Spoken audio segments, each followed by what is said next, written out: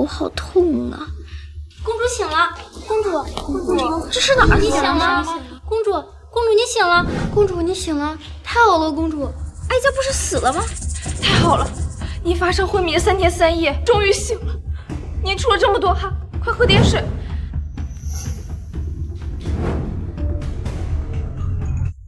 竟然给哀家喝这种洗砂壶的水！哀家的身体为何变成这样了？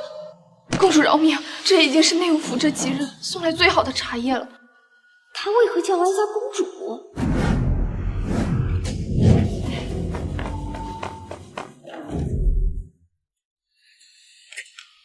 这是永宁，哀家竟然穿越到了自己最不受宠的小孙女身上。公主不会是发高烧烫坏脑袋了吧？既然是这样，那我得尽快告诉小皇帝成王谋反的事情。小皇帝呢？回公主，皇上现在正在储秀宫内选妃呢。好你个小皇帝，哀家头七未过，你就大肆选妃是吧？走，去储秀宫。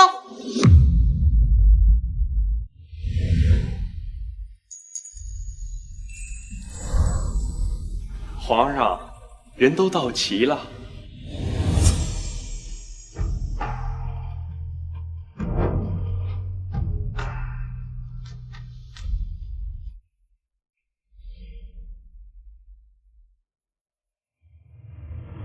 都不白来，都不白来啊！我看，要么就都留下，好为我大宁开枝散叶。是。谢皇上隆恩。禀皇上，永宁公主求见。让她进来吧。是。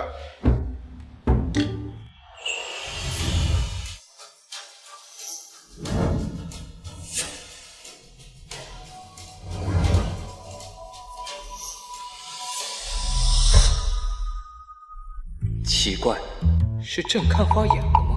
这永宁的神情怎么那么像母后？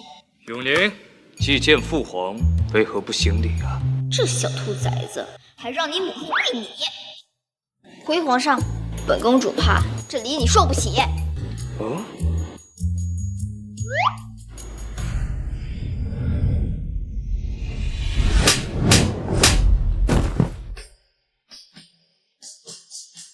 公主果然烧糊涂了，竟然连皇上都敢打！你是想造反吗？哀家看你那些仁义道德都学到狗肚子里去了。你还哀家？阿叶，你好好看清楚哀家是谁。等等，你怎么知道朕的乳名的？阿燕是朕1个月的时候母后给朕起的名字，只有母后才会这样叫我。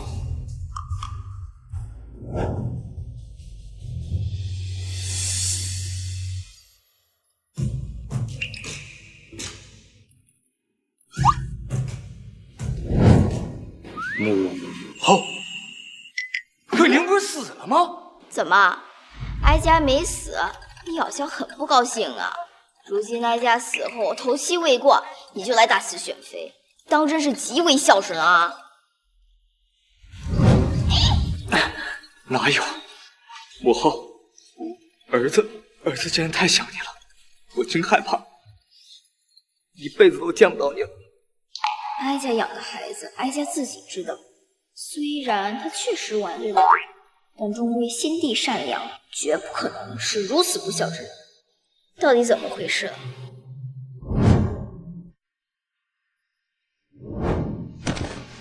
母后，皇叔说，儿子作为皇帝，不应该整日沉浸于母后死后的悲伤之中，理应尽快振作起来，充盈后宫。如果为大宁开枝散叶，那么也好告慰母后和父皇的在天之灵。果然又是他，儿子，你可知，正是成王害死了我和你父皇。母后，您是不是对皇叔的成见太深了呀？谁人不知皇叔一心为国，如果不是皇叔的帮持，儿子又怎能坐得上这皇位啊？怎么不信哀家呀？我信，我的傻儿子，不怕将来就是成王给他赶下皇位，他还得夸成王大义灭亲。母后这盯着朕的眼神，怎么那么像看着集市上贱卖的猪肉啊？既然老天给了我重活一世的机会，那我必须抓住机会保护好儿子和替先皇复仇。眼下之计就是把儿子拉回正轨。娘，皇帝养成计划正式开始。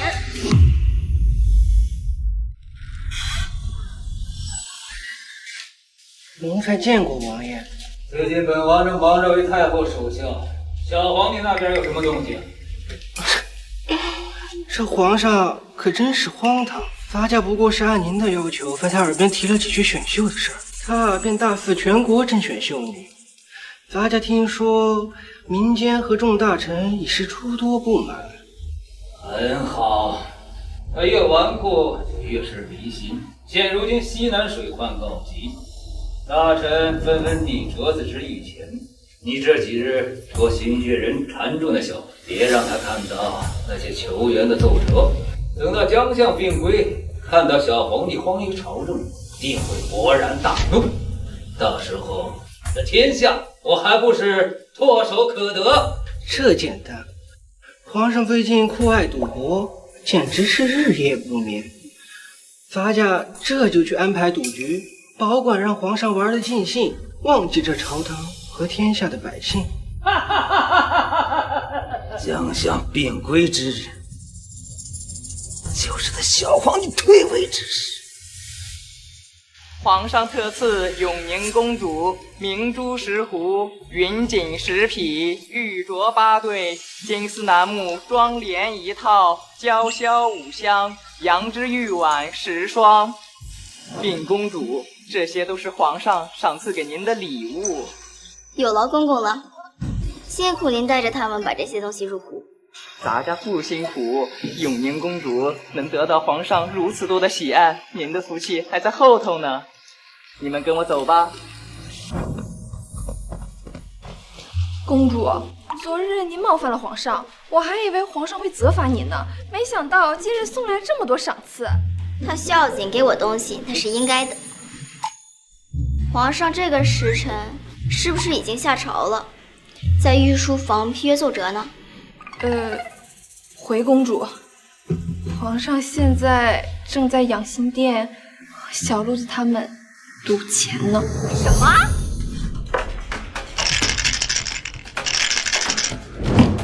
小，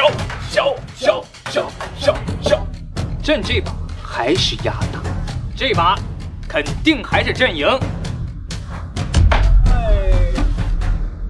皇上，您都连着赢3把了，奴才们的家底儿都快输光了。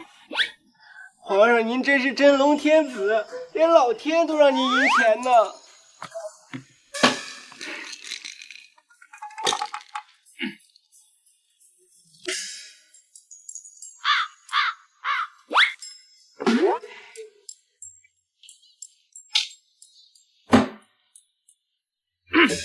不是朕跟你们吹呀，这放眼整个大宁，朕的赌术要敢排第2，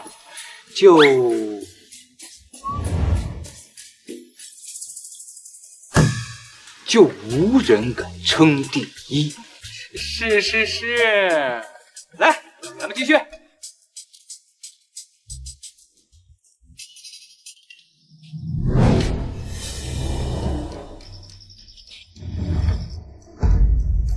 母后，您怎么来了？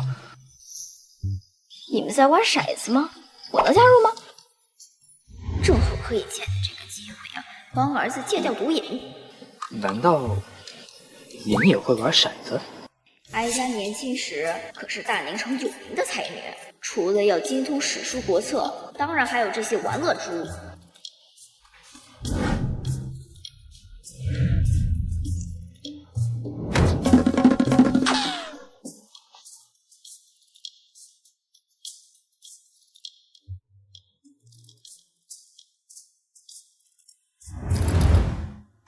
那就您来陪朕玩吧。朕这一日赢啊，也有点乏了。朕也没想到，朕的赌术竟然如此厉害。哎，只是您一会儿输了，不要哭鼻子才是。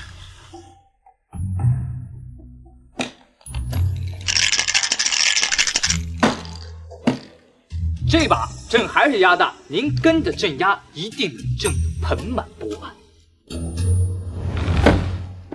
这里头明明是3个1，当压小的才是。怎么可能？朕自己摇的，朕能不知道这个大小吗？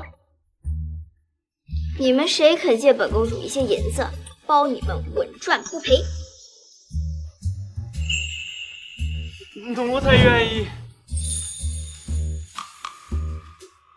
看哀家一局让你这小皇帝输个精光，这些全压小。好，既然您玩这么大，那朕就把这1个月的利银全部压进去。正所谓投的越多，赚的越多。反正朕一定会赢，毕竟朕的赌术卓绝，输给朕您无需惭愧。话还是不要说的太满，若是输了，难免会脸上不好看。我看是您不要把话说得太满才对吧？毕竟朕一定会赢的。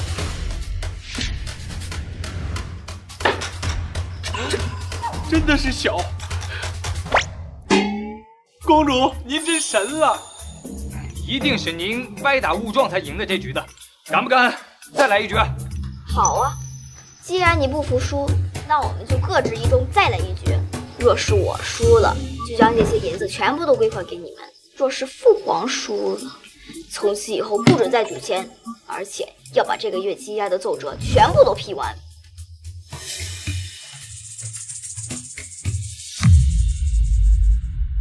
父皇怎么犹豫了？是不敢了吗？好，朕答应你。拿钟来。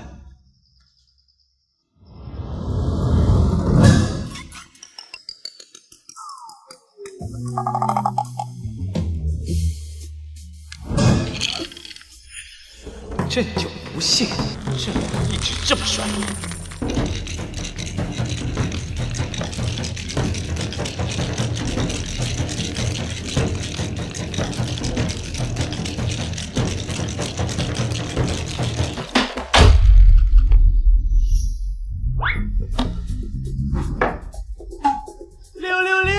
皇上摇出了3个6，这公主你还比什么呀？永宁公主啊，还是年纪太小，普天之下没见过女儿能赢过爹的。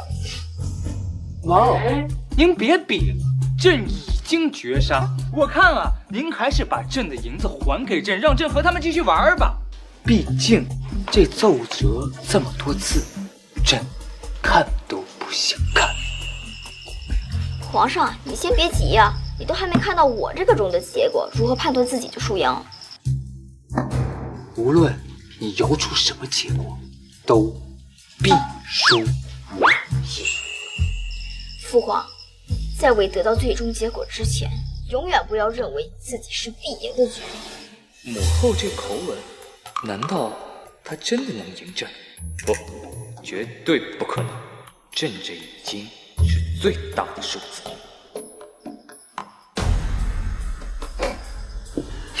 公主这么自信，还以为有什么转机呢，原来啊是俺想多了。我看您还是回宫休息去吧。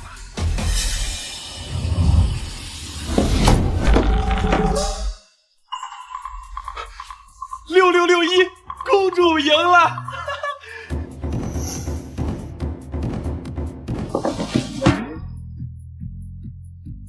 怎么可能呢？这怎么可能呢？皇上乃一国之君，国事繁重，若是有人再派他出去玩乐，本公主绝对饶不了你。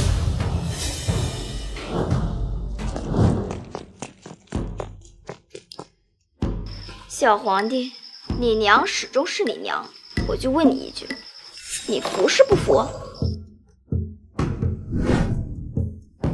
母后，儿臣自然是服您的。哀家多次提醒过你，都是你一叶障目，狂妄自大，不把别人的提点放心上。你要知道，君王治国最忌装聋自大。儿臣知错了。既然这样，还不快履行承诺，批阅奏折去！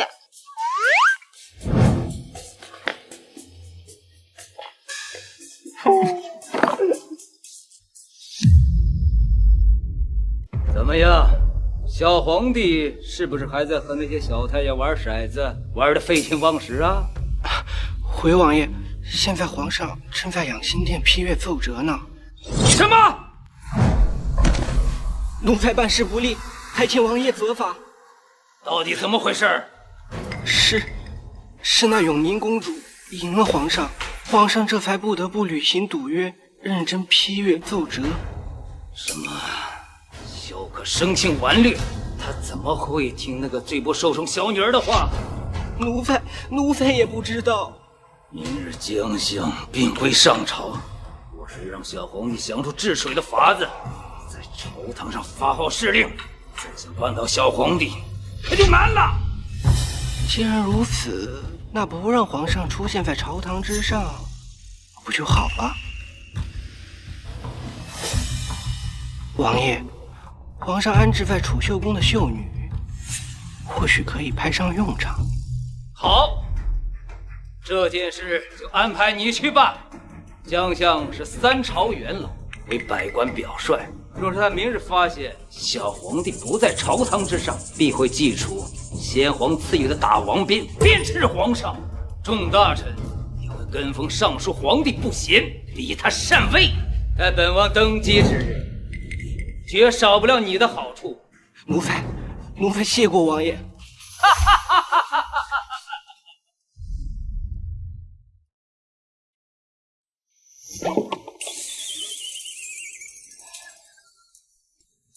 这忙活了一晚上，就剩这么几本奏折了，明日再批，应该也不迟吧？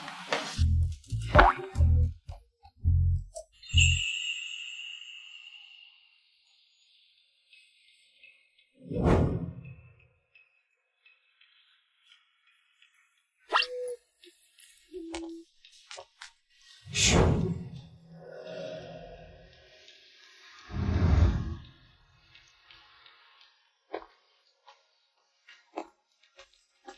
皇上，您忙活了一夜，想必是累极了。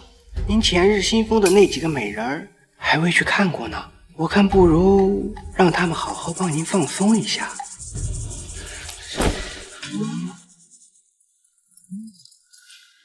摆驾，储秀宫。是。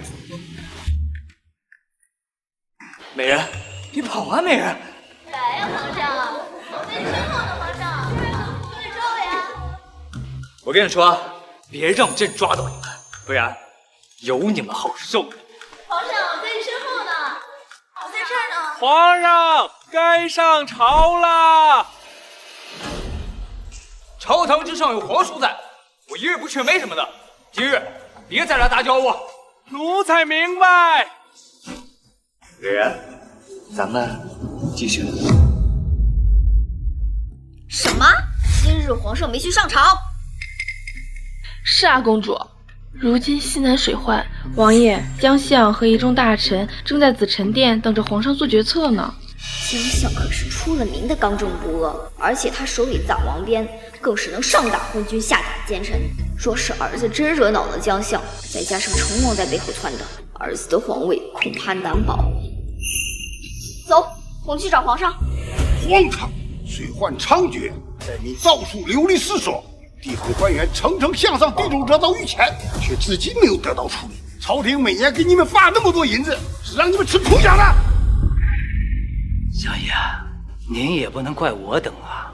自从你因病休养后，皇上没了您的监督，就再也没来上过朝。啊！王爷，你身为皇上的皇叔，又被先皇赐予监国之权，你为何不直接向皇上禀报？您这可是冤枉我了。我得知此事后，就第一时间来告诉皇上，可是他也根本不把我这个皇叔放在眼中啊。相爷，恕臣说句大不敬的话，这皇上啊，别说是成王殿下了，就是太后在世，恐怕也管不住他呀。这话怎么说？太后故去，头七未过，咱们这个皇帝陛下已大肆举办选秀，说要充宁后宫。臣苦心相劝，嘴皮子都磨破了，可是这皇上也不听臣的啊！放肆！大宁向来以孝传家，不有之民，这是无人；不孝贤母，这是无德。若是失了仁德，他的皇位能坐得稳吗？皇上呢？这都什么时辰了，他怎么还不上朝？已经派人催过，皇上正忙着在储秀宫和几位新封的秀女玩的，不让去打扰他。这也太不像话！今日可是将相病归首次上朝，难不成现如今皇上连将相这个相爷也不放在眼里吗？岂有此理！诸位，随我一起前往储秀宫。本相身为皇上的相父，一定会给各位一个交代。请，大王便。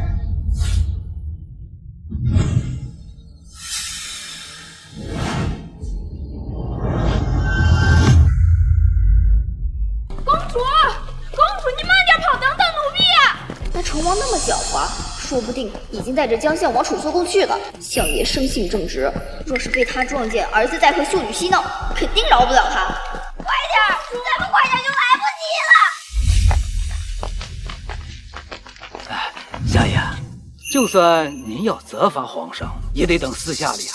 这么多大臣看着，若皇上丢了面子，他日后上朝还怎么面对众大臣啊？他如此昏庸，还要什么面子？今天他萧克若要不给老夫一个交代，他这皇位也不要做了。相爷，您怎么来了？皇上呢？皇上不在。美儿，抓到你了！我明明听到皇上的声音，你这个狗奴才就说皇上不在。相爷饶命！老臣愧对先皇和太后啊！太后尸骨未寒，这等不忠不孝之徒，却还在沉迷享乐。今日老夫定要用先皇所赐大王鞭打死这个昏君，另立新皇。相爷英明。萧克被废，萧氏一族便只剩我一人，本王称帝指日可待。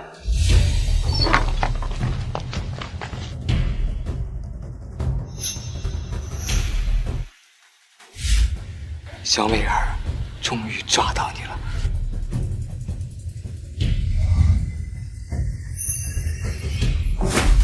无知庶子，请看清老夫之才！今日老夫要用监国之者对待你。江贤，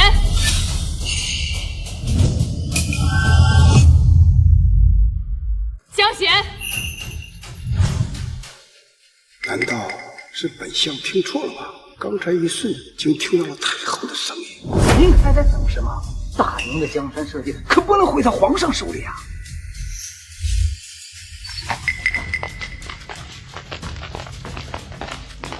永宁见过丞相，见过成王殿下和各位大人。后宫不是不让朝臣进入吗？各位大人来这里作甚？皇上呢？我们刚才明明听到他的声音了。父皇应该在安心殿里面批改奏折吧？还好我来得及时，不然儿子就惨了。美儿，抓到你了！母后，你们怎么来了？都下去吧。我要是没来，你还不一定见到明天的太阳呢。到底发生什么事儿？成王正带着将相往这边赶呢。他们若是看到你这副荒唐的模样，你觉得你这个皇位还能坐得安稳吗？完了，将相素来刚正不阿，他要是知道我这样的话，那肯定会废了我的。母后，我应该怎么办啊？还不快去里面躲着！好你个小娃娃，分明是在撒谎！皇帝到底在哪里？成王，永宁公主只是个孩子，你何必这么大声音跟她说话呢？来，您别哭了，我代表成王殿下给你赔不是了。哎，还不赶紧来哄！不是我，永宁，真的心够了。你们谁欺负他了？你们谁欺负他了？不是我，皇上，成王殿下刚刚很大声的把公主殿下吓哭了。你这个奴才！皇叔，就算您平时对我有再多意见，尽管跟我开口便是。何必为难我的女儿呢？不是，我听臣解释。公主，是臣不对，臣不该这么大声对你说话。也罢，既然成王殿下是有心赔罪，那本公主也原谅你了。敢问皇上，你方才在哪儿？可知否西南水患之事？朕自然是在这养心殿批阅奏折，至于这水患之事，朕自然是知道的。既然皇上早就知道，那想必早已想出应对之法了吧？那是自然，我早已有办法了。还请皇上细细讲来，我等洗耳恭听。那个水患之事，我哪知道怎么处理啊？您不会是不知道吧？我怎么会不知道？父王，你不是告诉过我解决方式吗？怎么自己倒忘了？回各位大人，处理水患，首先要做的就是修建沟渠，然后再引西南之水入以南汉地，而且父王还特许从国库拨3000两重建西南。对，就是这样，朕就是这么告诉雍宁的。皇上英明。这真是皇上您想出来的办法？这当然是我父皇想出来的方法。成王殿下，你从一进门开始就一直在问我父王在哪里，而且现在还出言质疑我父皇，这不知道的还以为殿下您有心为之，想要对父王不利呢。主慎言，皇上，臣绝对没有。皇叔不必惊慌，朕自然是相信皇叔的。既然如此，臣等告退。臣等告退。母后，我错了，我错了。错在哪儿？错在我没有听您的，没有好好的去批奏折，所以才不知这水患之事。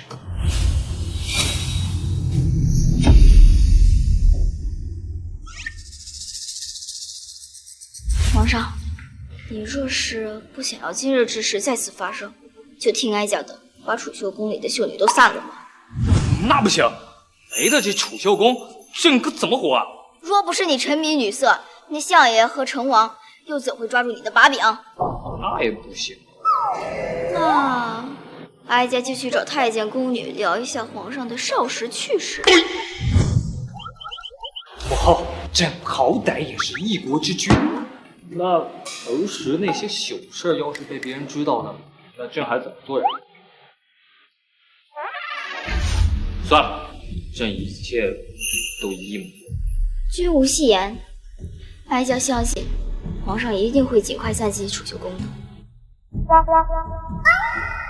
朕的女人，萧可之所以今天被成王为难，除了沉迷女色，还有国策没学好，才无法想出水患应对之法。看来是得好好让他温习一遍学业了。母后，您能不能别老是用这种眼神看我？您一这样看我，就心里直犯酸。你去找人安排一下去春华宫学习的事宜吧。您精通国策，为什么还要去那儿学一遍？错，是你和我一起去。什么？是你和我一起去。什么？啊，母后，您开玩笑的吧？其实太傅教的那些东西啊，我都会，只不过刚才一下忘了而已。好吧，那我就跟您一块儿去吧。啊，没想到朕这么大了，还要和孩子们一起上课，传出去多丢人呐！眼看着小皇帝马上就要完蛋了，都是这个永宁坏我的好事。他还要小皇帝去成华宫学习，那我这么多年的心血就白费了。不行，我定要阻止这件事。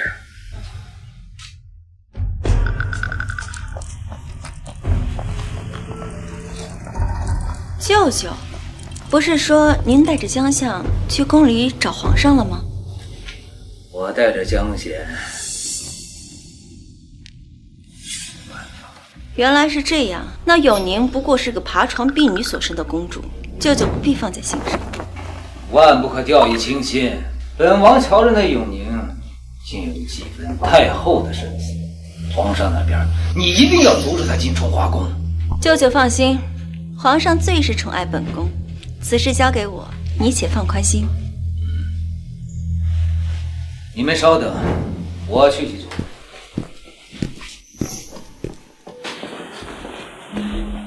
娘娘，我们需要派些人盯着永宁公主吗？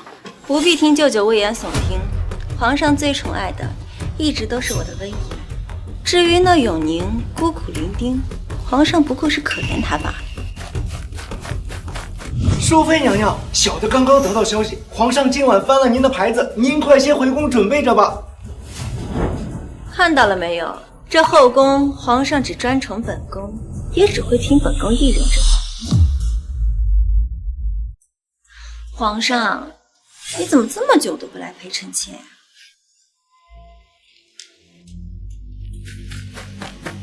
皇上，今天是去崇华宫的日子，永宁公主已经在门口候着了。皇上，您都这么大的人了，怎么能跟着公主胡闹呢？这一国之君跟着皇子公主们去上课，传出去不是让百姓耻笑，有损皇家颜面呢。可是这……皇上，臣妾可都是为了您，为了大宁着想，难道您还不相信臣妾？爱妃说的是，朕怎么可能不相信你呢？你出去跟永宁公主说，朕今天身体不适，这崇华宫啊，就先不去了。是。我就知道皇上肯定会听我的，留下来。什么？他不去了？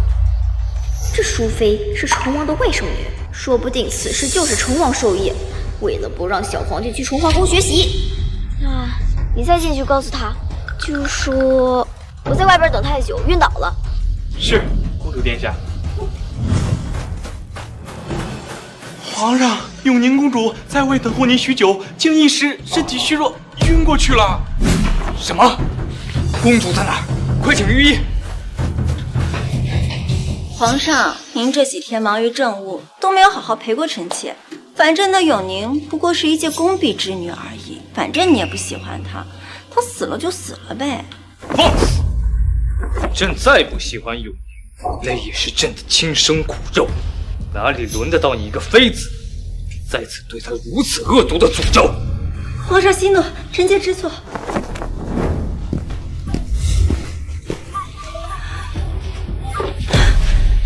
这永宁究竟使了什么诡计，居然让皇上如此偏爱他？御医呢？这小路子这么久了，还没把人找来吗？不用了，哀家好得很。母后，您不是晕倒了吗？有你这样一个儿子，哀家的确是该气得晕倒。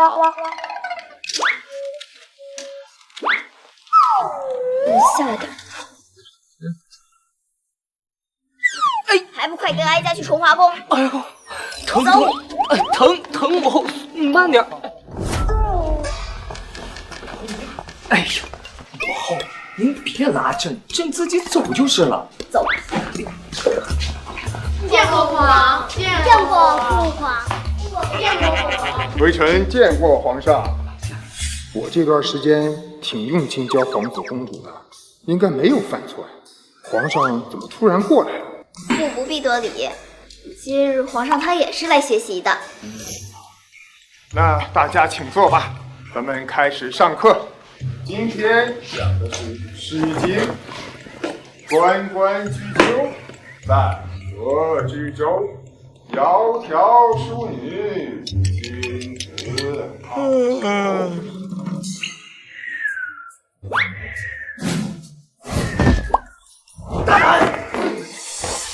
下息怒，是老臣说错什么了吗？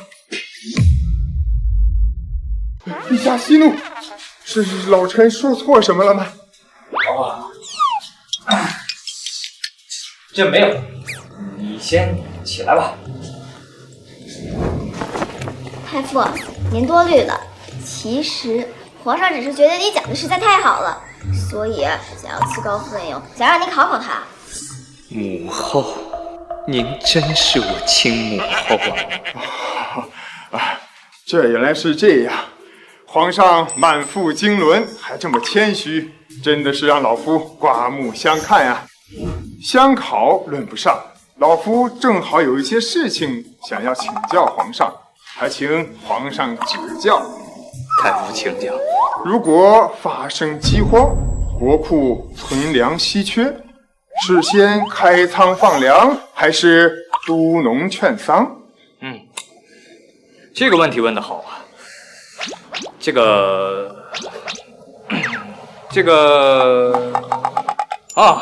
反正现在又没有饥荒，我看我们暂时不需要考虑这个问题。太傅，要不换一个吧？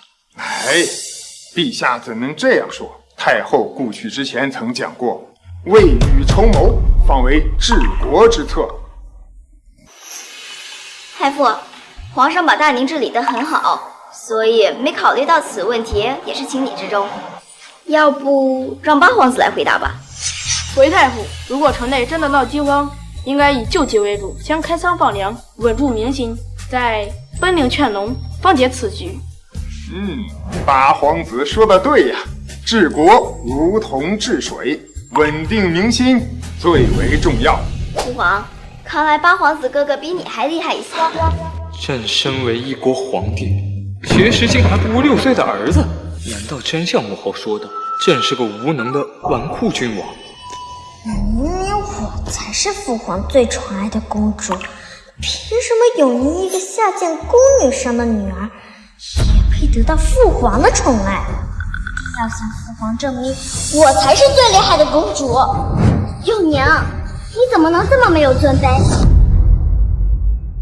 幼娘，你怎么能这么没有尊卑，胆敢指责父皇胸无点墨？虽然知道温宜是维护朕，但这话听着莫名心虚啊。哎，本公主跟你说话呢，你是聋了吗？这温宜平时在爱家面前素来乖巧，怎得今天这般无理取闹？那你想怎么样？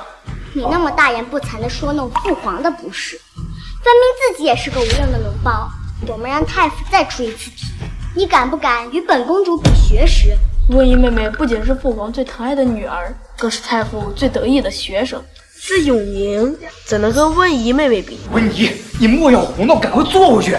这大宁谁不知母后当年第一才女的名气？这温宜怎敢在母后面前如此放肆？怎么，你不敢了？还蛊惑父皇为你说话，跟你那婢女娘一样，只会靠着下作的手段迷惑父皇。这温宜小小年纪竟能说出如此狠毒的话，可知淑妃没少在她面前提永宁母妃的不是。我断不能让淑妃母女二人把这后宫搞得乌烟瘴气。好，我比。太傅请出题。眼下两位公主针锋相对，我且随便出个最简单的题目做做样子就可以了，以免得惹火烧身呐。二位公主请听，千字文的第一句是什么？这太傅出的题怎么这么难？竟然连这也不会。天地玄黄，宇宙洪荒。所以他们都会，只有我不会。这题太简单了，你出些生僻的题目，本公主势必要把这个贱胚子踩在泥里，让她看清自己的身份。请问二位公主，正宫皇后宫中共有多少根蜡烛？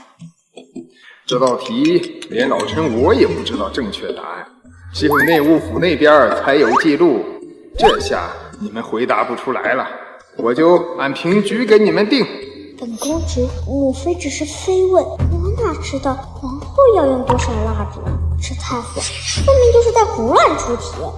母后虽然是先皇后，但这等琐事他肯定未放在心上，如此两人打个平手，刚好。唉，既然两个人都答不出，我看啊，就算了。这道题实在是太简单了，一共是476根，是476个蜡烛，对不对？这个我也不知道啊。完了，谁知道这永宁公主真敢乱回答呀？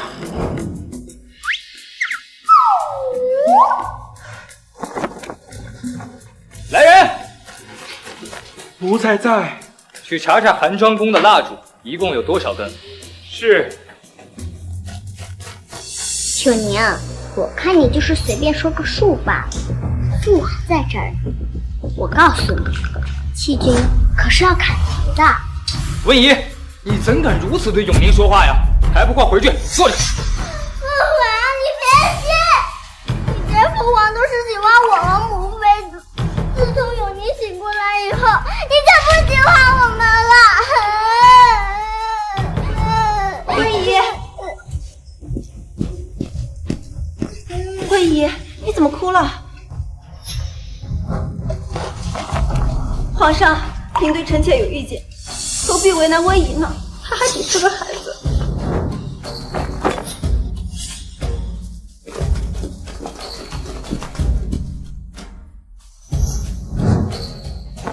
爱妃，我怎么会怪罪温宜呢？这只是两个小孩之间正常的比试罢了。有什么可比的？这个孩子哪比得上我温宜一根手指头？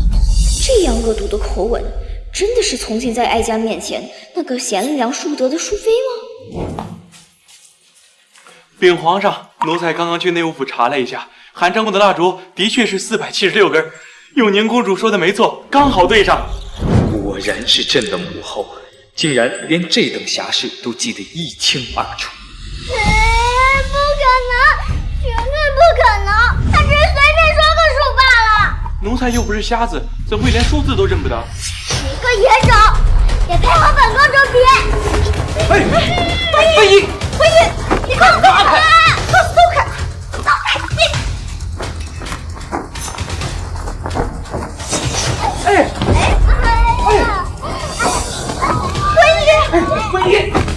温宜，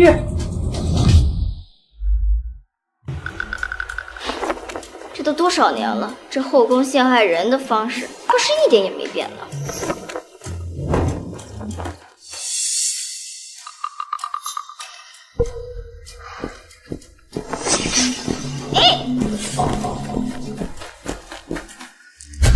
看他的眼神什么意思？还真当哀家会推自己的小孙女啊？我可算是知道他为什么斗不过成王了，这不纯是缺心眼儿吗？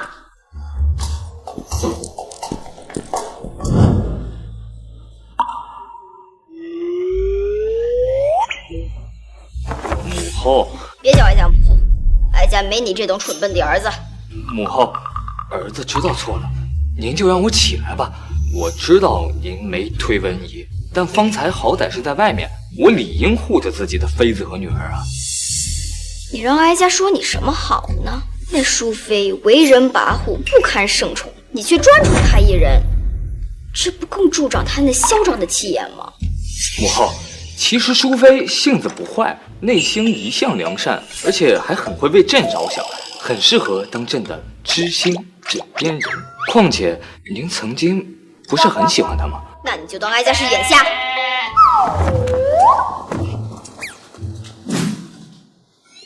母后，这俗话说得好，母子之间哪有隔夜仇啊？哎呀，您就原谅我吧，我就什么都听您的便是。哦，是吗？那行，哀家给你半个月时间，将国策融会贯通。有什么不会的，就去问太傅、问将相，或者是哀家和你的皇后都可以。要是学不会，就别想进后宫。母后，能不能换一种方式？这样是不是太为难朕了？小路子已经将撤牌的旨意传下去了，皇上有这时间跟哀家辩解，不如早早开始学习呢。这小路子不是朕的贴身太监吗？什么时候成了您的心腹？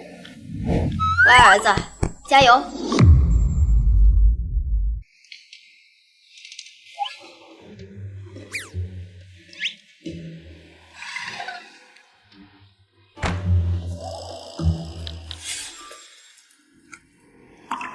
皇上，听说你好几日未出养心殿了，臣妾特意为你准备了参汤。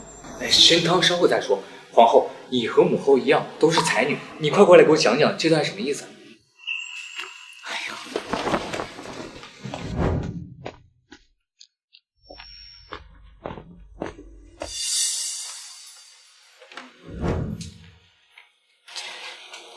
这段的意思是，还是你讲的有道理。那这段呢？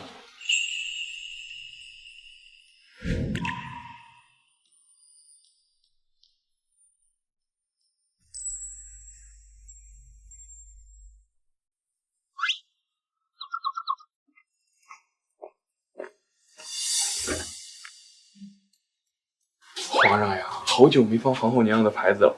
现在呀，咱们看他们如此恩爱，咱们做奴才的也安心了些。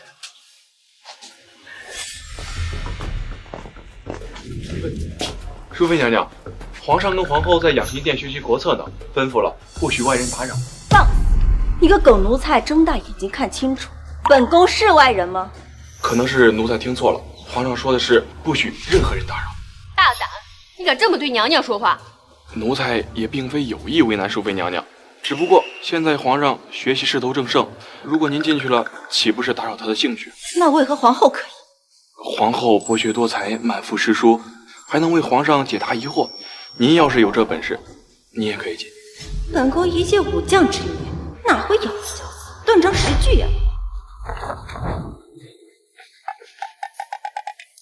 这还是奴婢第一次见淑妃娘娘吃闭门羹。小路子公公，你好厉害啊！刚才呀，我也吓坏了，但好歹大家受永宁公主的耳濡目染，气势不能输。我告诉你啊，永宁公主可是个能人。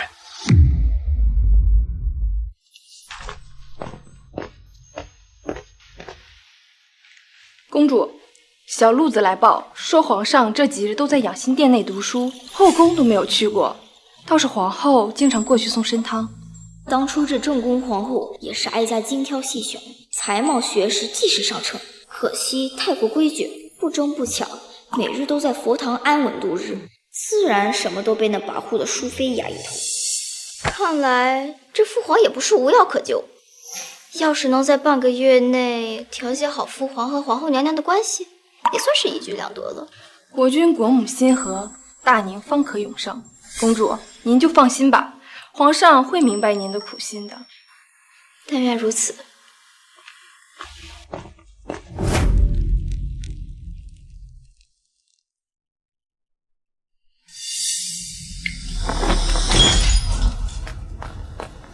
永宁缠着皇上也就罢了，皇后算什么东西？居然也学胡妹子那般来勾引皇上！母妃，人家是正宫皇后，不用勾引父皇，也拥有一切的。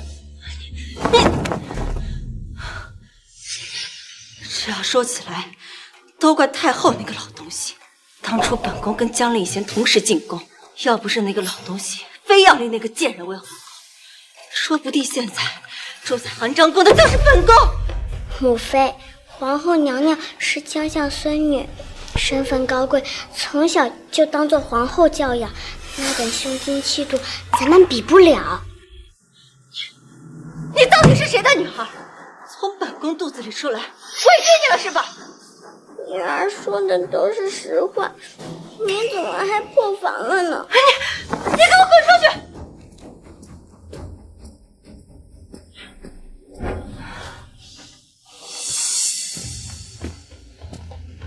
淑妃娘娘息怒，不过区区一个皇后而已，气坏了自己身体就不值了。舅舅有所不知，皇上自从去了崇华宫开始，就再也没有翻过本宫的牌子。我眼睁睁看着皇后那个黄脸婆得势，我怎么能咽得下这口气？女人就是女人，除了争宠就没有什么盼头。不过皇后是将相孙女，若是接萧淑妃的手办的皇后，那将相必然与都可生出嫌隙，到时候本王举事也方便得多。既然这皇后久不得宠，娘娘何不趁此机会扳倒皇后？这皇后背后母家可是相府，皇上断不可能轻易废后。娘娘放心，只要您能让皇上与皇后离心，朝堂上自然有臣为您助力啊。如此，本宫在这儿就先谢个舅舅。我这外甥女还真是傻，被我利用了，还在得意呢。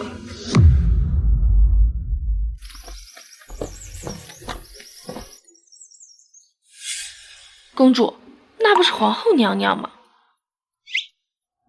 重生了这么久啊，终于见到哀家的乖儿媳了。我们去跟皇后娘娘打个招呼吧。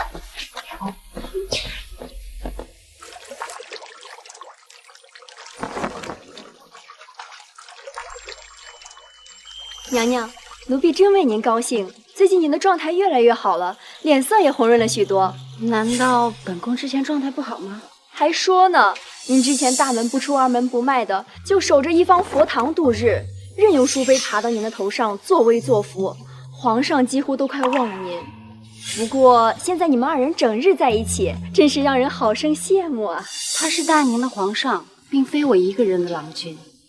我既身为皇后，就不应该生出争宠之心。这皇后倒是有几分像当年的哀家，与其把希望寄托在皇帝身上，不如做好自己的本分，守好自己的1亩3分地。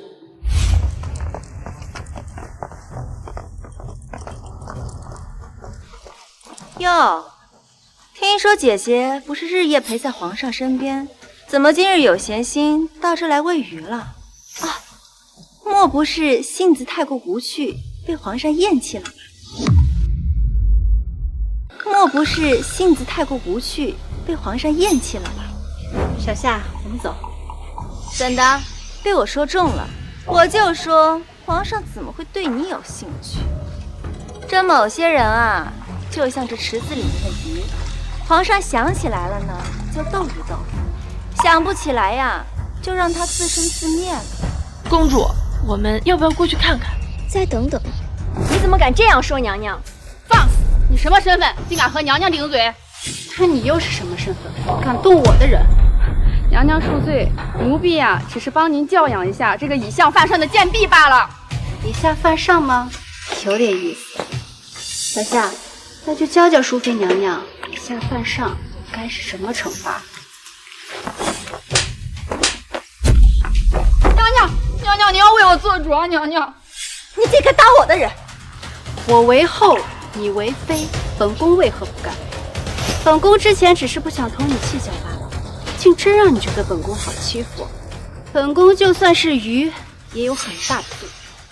你要知道，这皇宫新人一波又一波，人老黄花瘦，唯一不变的只有本宫。能和皇上名字写在一起的，也只有本宫。妃就是妃，就像那御花园里的花，第一眼看着新鲜，看久了却觉得乏味。你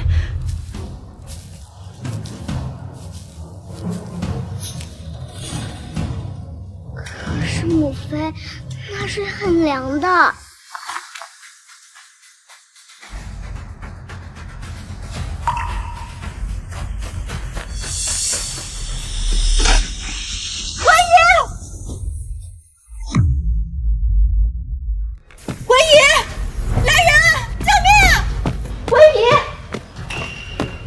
文姨，皇上不可呀！皇上，你的龙体为重，快来人啊！快把公主救出来！文姨，文姨，你怎么样？姐姐，就算你看我不顺眼，你也不能拖文姨下水呀！她还只是一个孩子。淑妃娘娘，谋害皇嗣，这是多大的罪名！你可不能这样乱说。而且分明是温宜公主自己跳下去的，请皇上明鉴。你是皇后娘娘的婢女，你当然会向着你们家娘娘。皇上，你一定要为我们家娘娘做主啊！皇后娘娘近几日因为陪圣驾，很是得意，竟然跑到我们家娘娘面前炫耀。就连奴婢替我们娘娘还了几句嘴，竟被皇后娘娘的人打成这样。就连温宜公主也是被皇后娘娘推下水的。淑妃，温宜是你的亲生女儿，你竟敢拿她的命来构陷于我！皇后一向恪尽守礼，不像是会挑事的人。温宜，你从来不对父皇说谎话，你且告诉朕，你究竟是怎么落水的？父皇，是皇后娘娘，皇后娘娘推的我。你这孩子怎么如此扯谎？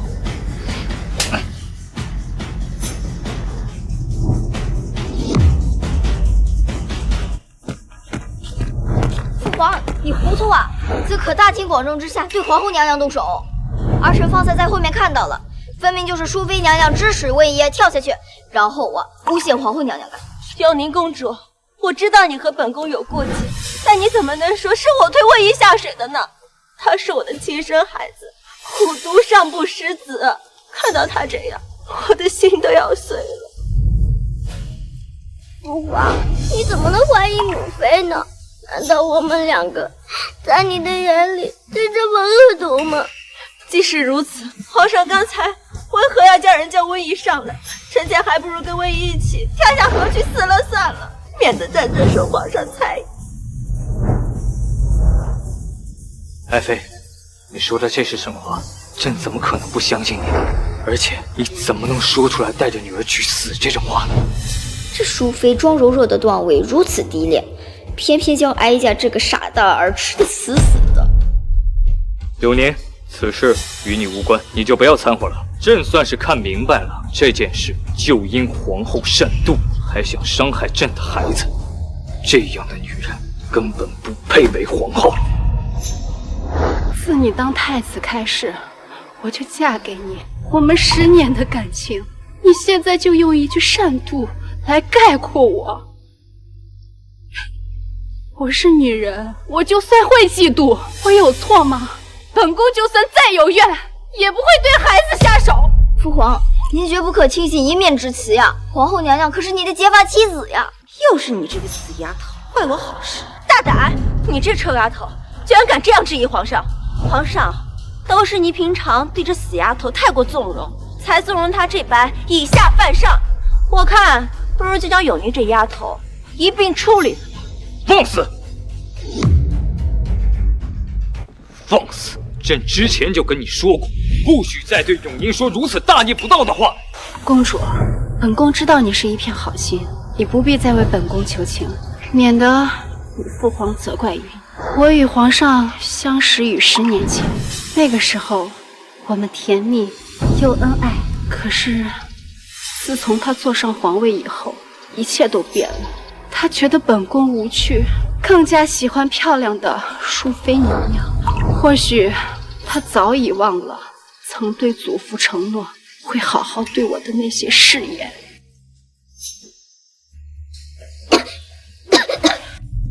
父皇，温宜好难受啊！皇上，这明明是姐姐错了，怎的还突然提起了江相？莫不是在威胁皇上吧？你莫要再拿江相来威胁朕，你德行有亏，谋害皇嗣。就算相爷今天当面与朕对峙，也不亏欠你们江家分毫。眼前克儿一心认定是哀家的乖儿媳推了温宜，淑妃定然是不会松口的。看来这事还得从温宜身上下手。好一句不亏我江家，你当真是瞎了眼了，小可，连谁对你是真心的你都看不明白。大宁有你这个昏君，如何能万事长久？来人，把皇后带下去，禁足含章宫。没有我的允许，谁都不许让她出来。皇上饶了你娘娘吧，娘娘真的没有推温宜公主下水。想揍死个畜生！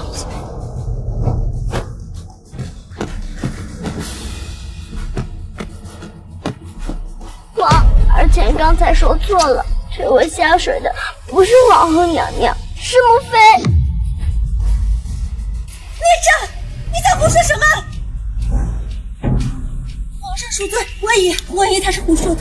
我没有胡说，就是母妃想要陷害皇后娘娘，所以才让我跳进水里。你给我闭嘴！放肆！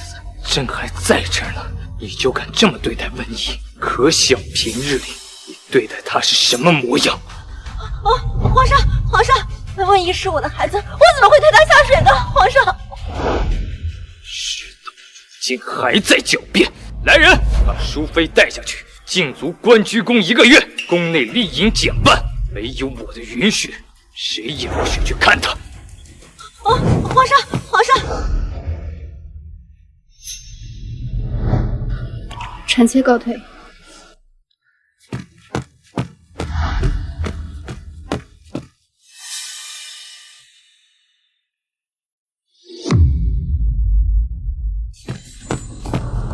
这到底是怎么回事？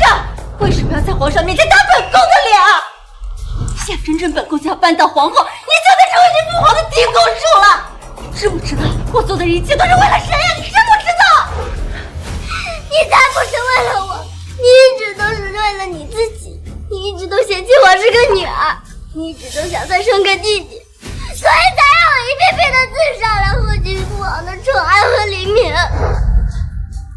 妹妹，我觉得你真的很可怜。那淑妃娘娘她根本就不爱你，她做的那一切，只是为了早日当上皇后，之后再要个皇子，掌控整个后宫罢了。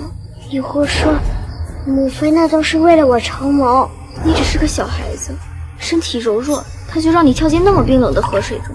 她要是真的在意你，又怎会拿你的性命开玩笑？她要是真的当上了皇后，还有了皇子，又怎会在意你一个公主？与其靠着这个把你当成垫脚石的母后，不如直接去讨好父皇更实在。说，是不是永宁那个小贱人告诉你的啊？难道不是吗？母妃，我是你的亲女儿啊！那么冷的水，你直接让我跳下去，直到现在都没有赶紧跟我一句。微爷，听母妃说啊，你听母妃说。我不听，我不听！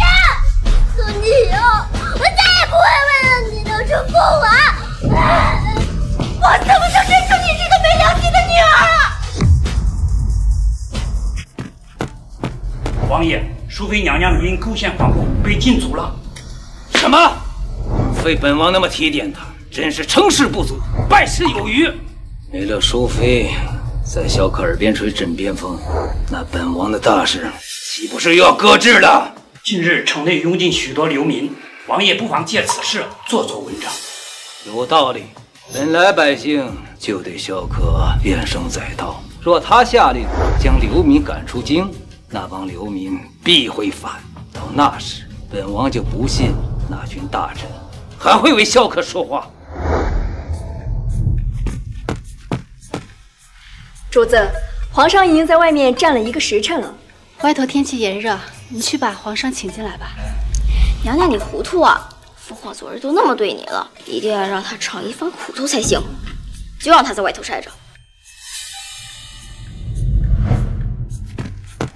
我这儿媳还真是心善，不忍皇上受一点苦，那就由我这当娘的来替乖儿媳出气。公主，本宫虽怨皇上，但他毕竟是一国之君，所以娘娘，你就听我的嘛，就当是给父皇一点小教训。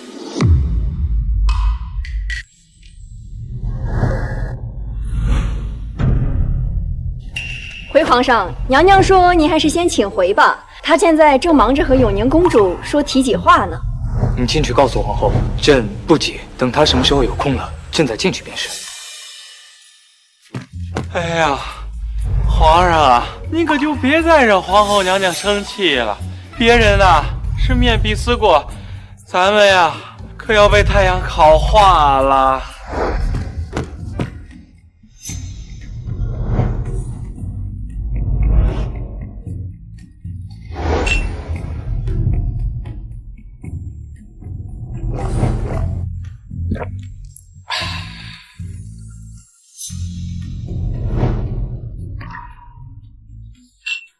朕已经在外面站了3个时辰了，这下您总该满意了吧？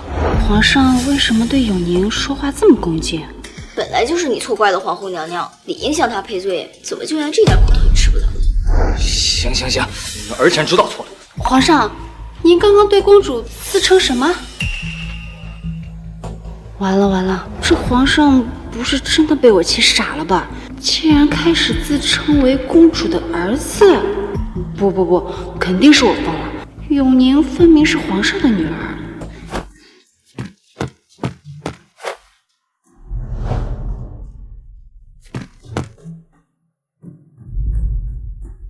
皇后，既然事已至此，朕必须要告诉你一件事情：永宁，她其实就是我们的母后。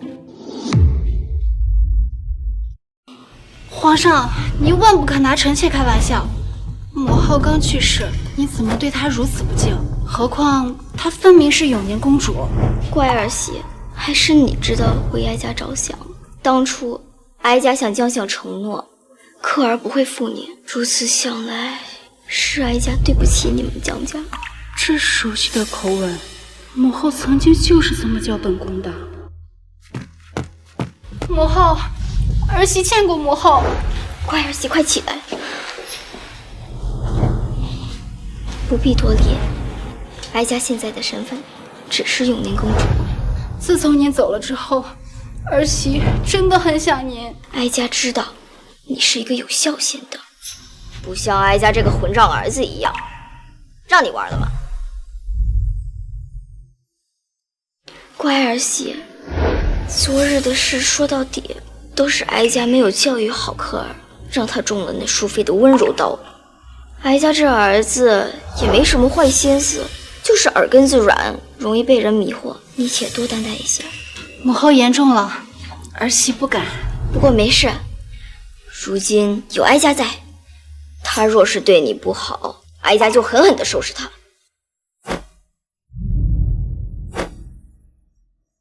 君后和睦，国则安定。哀家也希望你们两个以后能够珍惜彼此。儿臣受教。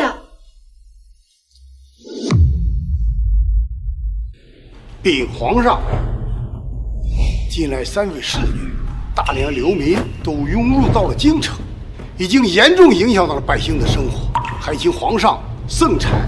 这小皇帝最没主见，等会儿他肯定会问我该如何解决这件事。我再趁机进言，让小皇帝将流民赶出去。民生艰苦，朕倍感痛心。皇叔，敢问您有什么高见？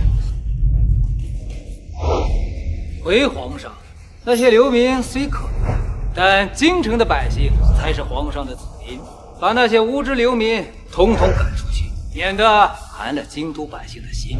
皇叔，你这话说的不对，天下是天下人的天下，本就没有什么流民之分，为他们搭造一个遮风避雨的简要住所，这样至少不会让他们流落街头。再开放粮仓、施粥建棚，等时机成熟了，给他们找个生计。皇上英明，皇上英明，皇上英明。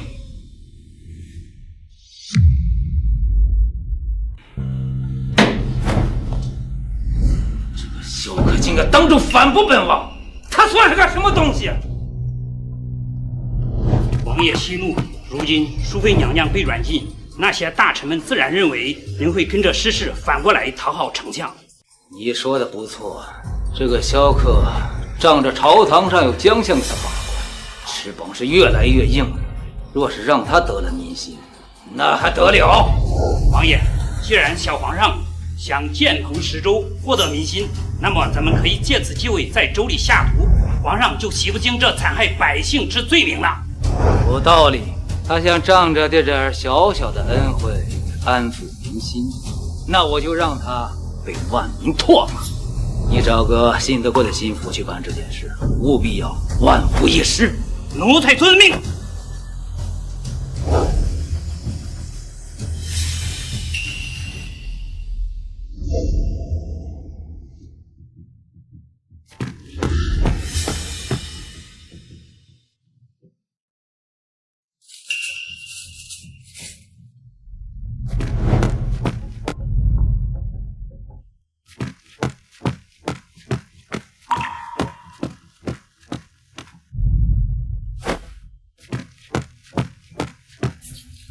放粥了，大家快来领粥吧。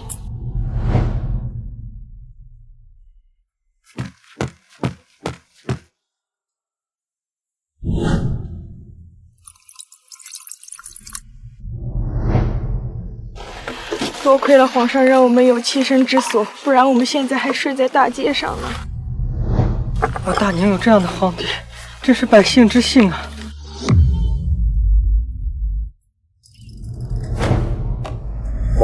您尝尝这些，这是我专门让御膳房给你做的。可儿，你慢些，哀家嘴里都塞不下了。哎呀，母后，以前都是您操心儿子，现在有了这难得的机会，我自然得多孝顺儿子。不过，你这次安置难民这些事情，你做得很好。母后，若不是您要求我去崇华宫学习，朕自然不会把此事办得如此漂亮。克儿真的有在越变越好，也不愿哀家重获这一次。但成王那么狡猾，绝对不会善罢甘休，还是不能掉以轻心。不过施粥建房这件事，一定要亲自盯着进度。儿子遵命。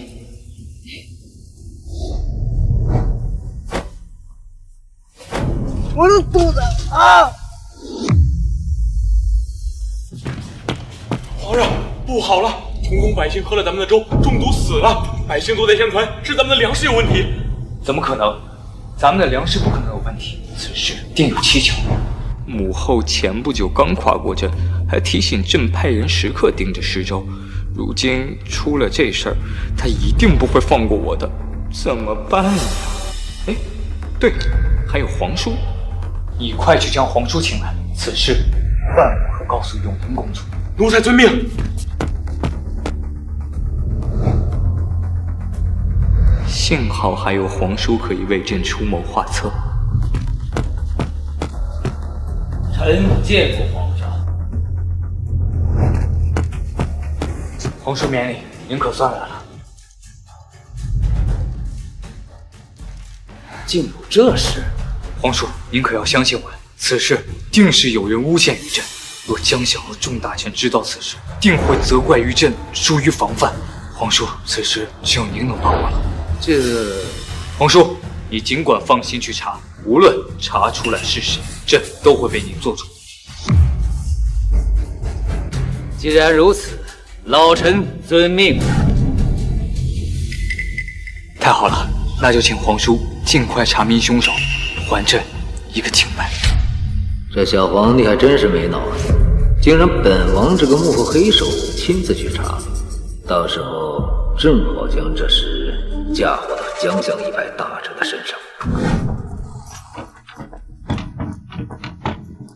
公主，皇上对您还真是用心，就连祈福物品都是别人的2倍。你这丫头，就这么一点东西就把你给收买了？他对我那么好，都是应该的。大家伙们快看，我刚才看这辆马车是从皇宫里面出来的，这里面坐的一定是那狗皇帝的亲戚，我们大家可不能让他们跑了。这是怎么回事？回公主，一群流民挡住了道路，不让我们走。他是公主，就是他爹，要助我们于死地，大家不要放过他们。你们这是什么意思？哎，公主，你快别出去啊，快回来！你们为什么要说父皇要置你们于死地？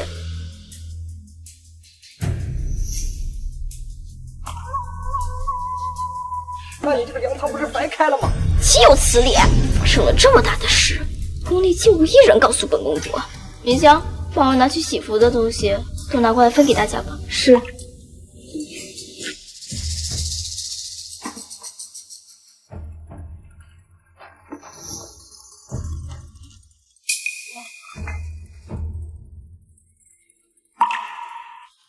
我出来带的东西也不多，不过也可暂填温饱，请诸位放心，此事我已知晓。等我回去，一定会禀报父皇，让他查清此事的来龙去脉，给你们一个交代。我们凭什么相信你？大家都知道，皇帝陛下根本不在乎我们这些流民的死活。就是。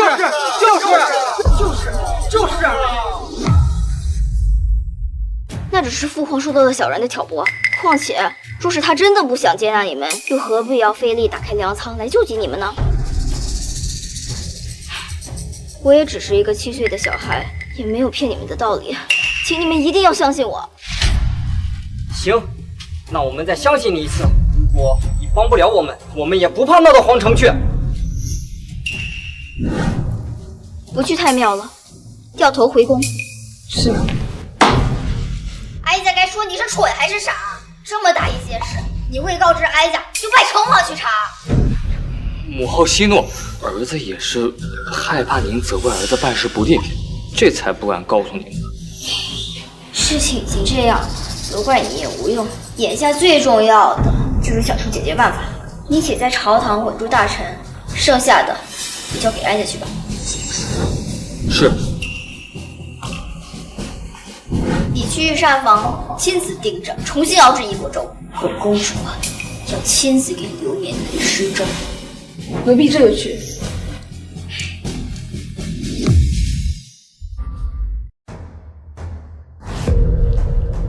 皇上施粥了，大家快过来呀！这皇家的东西我们可吃不起，万一一个不注意吃死了人，我们去打深渊。就是，打着为我们好的旗号，其实就是不把我们这些蝼蚁的性命放在眼里。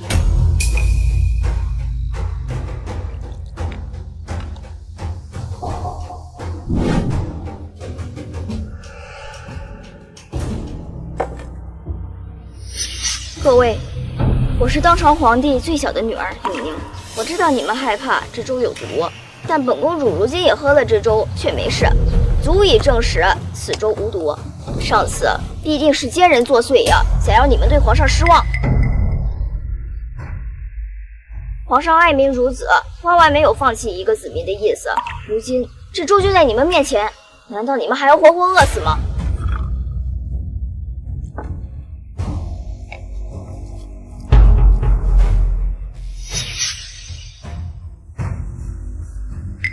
皇上再怎么样也不可能对自己的女儿下手。既然公主喝了这粥无事，那么我们再相信皇上一次。对啊，大不了就是再被毒死，那总比活活饿死强啊。是啊，对啊。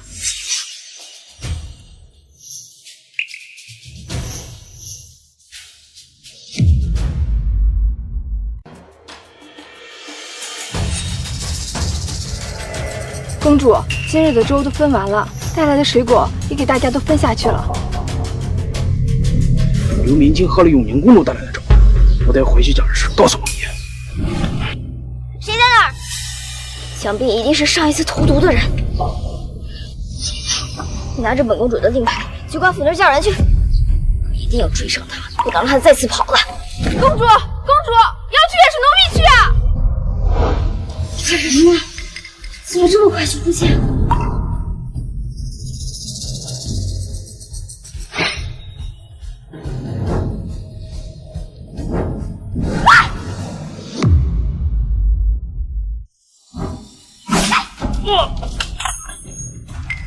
果然是这小孩是有优势的。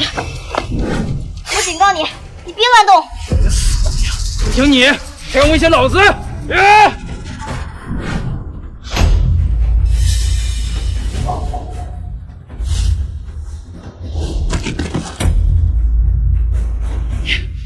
你个7岁的小姑娘，怎么可能会用这么精湛的剑法？分明就是你太菜了。哀家年轻的时候也是学过武的，入宫后就很少展示了。现在看来还是有些底子的，只不过这副身体确实弱，不过用了一点力气，哀家就开始头晕了。公主，公主，你没事吧？来，把这人捆起来带走。是。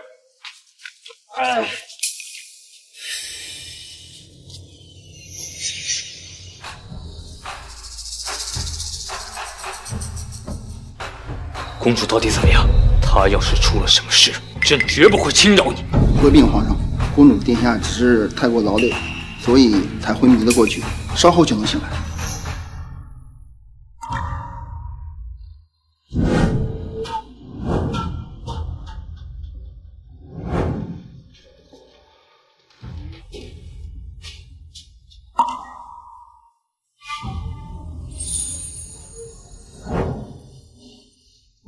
您醒了，是朕不好，朕就不该让你一个人出去。你要是出了什么事儿的话，朕可怎么办？父皇，你不是发烧晕过去了吗？你怎么来了？这语气，难道是有宁儿？你是宁儿还是母后？当然是母后了。哎，没想到你会这么担心哀家，便起了心思想要逗逗你。母后，你没事就好，宁可吓死儿子。科儿放心，哀家没事。倒是那给周下毒的刺客，可有审过？皇后已经差人去审了，只不过这幕后黑手着实可恨，不仅给周礼下毒，还伤害于您。若是被我知道是谁人想要对您不利，我定不会轻饶那人。其实那人并没有伤到哀家，不过能借此机会让科尔看清成王的嘴脸，也是可以的。母后，您终于醒了，如此儿媳也能安心了。乖儿媳，哀家没事。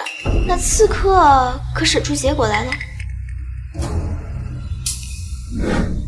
快说，是谁人给朕的子民下毒，还要加害朕的母后？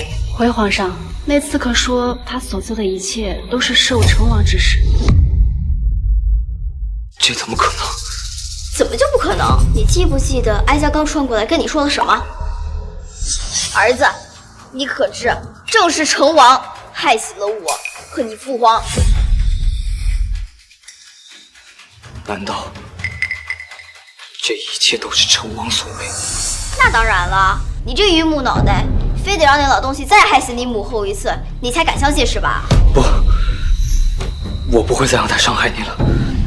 没想到这一切都是他所为，枉费朕那么相信他。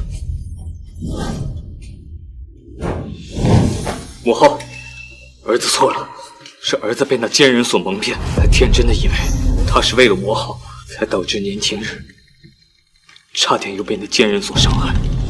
可儿，现在能认清他的真面目，为时不晚呢。是啊，皇上，如今您能幡然醒悟，我们尚有反击成王的机会。皇上，成王求见，说是找到了下毒的真凶。好啊，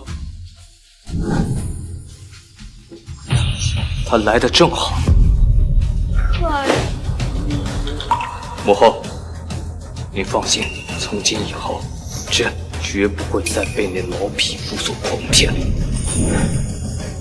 代价，养心殿。回皇上，宁臣调查的下毒事件已有了眉目，那背后下毒之人正是刘侍郎，是吗？那皇叔可有亲眼看到刘侍郎去流民窟下毒啊？臣虽未亲眼看到刘侍郎下毒，但近日他经常派人鬼鬼祟祟去到流民窟，此事定与他脱不了干系。皇叔说的对，说来也巧，永宁在施粥之时恰好碰见了那下毒之人。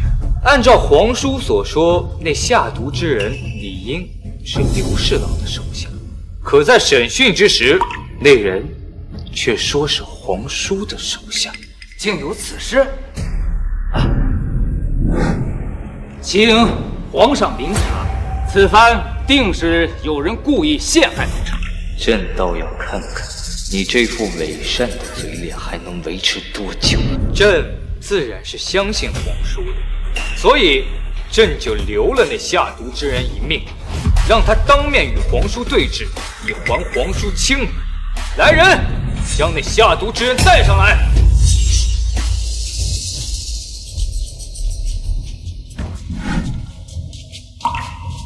皇上，属下什么都招，就是王爷指使属下去给流民下毒，求您不要迁怒于属下的家人。大胆奴才，妄图构陷北王！皇上，请您一定要相信我，不要被小人蒙骗。王爷，都这个时候了，您就不要狡辩了吧。皇上，不止这次给流民下毒，还有太后和小王的死，都与王爷脱不了干系。你这是什么意思？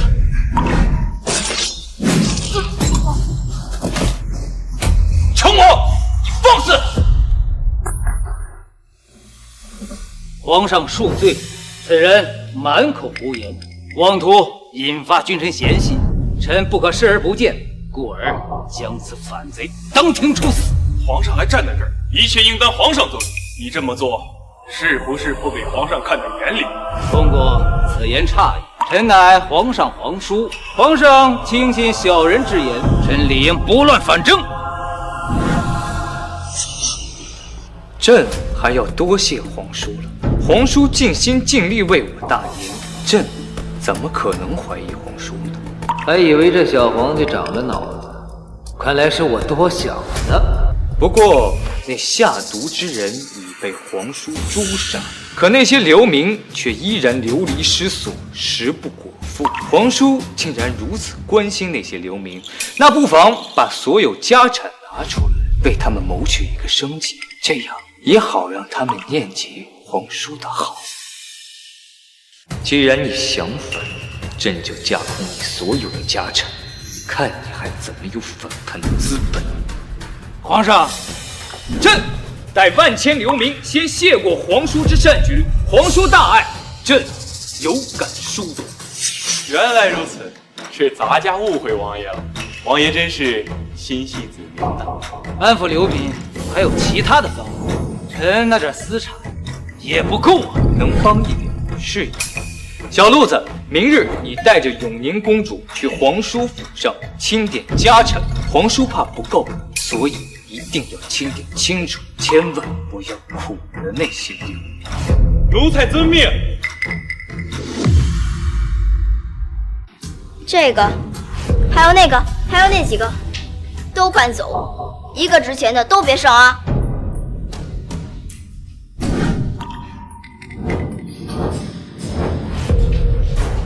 不要搬了，这都是王爷多年珍藏的花瓶啊，这都是王爷多年珍藏的如意啊。